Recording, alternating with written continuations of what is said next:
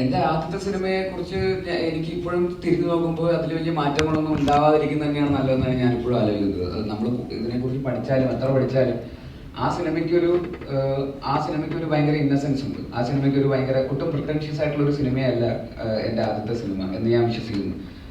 അപ്പൊ അത് സംഭവിച്ചത് നമുക്കൊന്നും അറിയാതെ ചെയ്തുകൊണ്ടാണ്. നമ്മുടെ ഉള്ളിലുള്ള ഒരു കഥയുണ്ടല്ലോ, നമ്മുടെ ഉള്ളിലുള്ള അന്നത്തെ പ്രായത്തിന്റെ ഇമ്മെച്യൂരിറ്റിയും അന്നേരത്തെ നമ്മുടെ ആലോചനകളും നമ്മൾ കണ്ടിട്ടുള്ള ആ ക്യാരക്ടേഴ്സും ആളുകളും ഒക്കെ വെച്ചിട്ട് നമ്മുടെ മനസ്സിൽ നിന്ന് വളരെ ഓർഗാനിക്കലി സംഭവിച്ച ഒരു സിനിമയാണ്.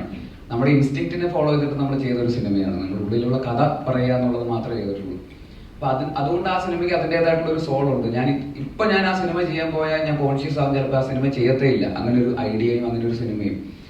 കാരണം ഇപ്പൊ നമുക്ക് എന്തോ കുറച്ചുകൂടെ അറിയാമെന്നുള്ള ഒരു ധാരണയും അഹങ്കാരമൊക്കെ ഉള്ളതുകൊണ്ട് അത് ചിലപ്പോൾ ബാക്ക് ഫയർ ചെയ്യും. ആ സിനിമേനെ ചിലപ്പോൾ നമ്മളൊരു നേരത്തെ പറഞ്ഞ ഒരു റൂൾ ബുക്കിലേക്ക്, ഒരു റൂൾ ടെംപ്ലേറ്റിന്റെ അകത്തേക്ക്, കുഞ്ഞിരാമായണം എടുത്ത് നോക്കി അങ്ങനെ ഒരു ടെംപ്ലേറ്റിലുള്ള ഒരു സിനിമയൊന്നും അല്ല അത്. അതൊരിക്കലും ഒരു സ്ക്രീൻ റൈറ്റിംഗ് ടെംപ്ലേറ്റ്സ് ഒന്നും ഭയങ്കരമായിട്ട് ഫോളോ ചെയ്യുന്ന ഒരു സിനിമയല്ല.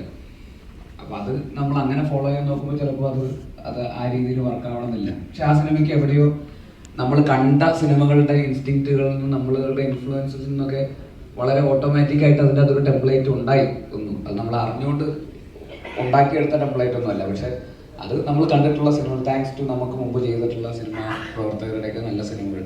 അപ്പം അതുകൊണ്ട് ഇപ്പൊ തിരിഞ്ഞു നോക്കുമ്പോൾ അങ്ങനെ തന്നെ ഇരിക്കുന്നത് തന്നെയാണ് അതിന്റെ ഭംഗി.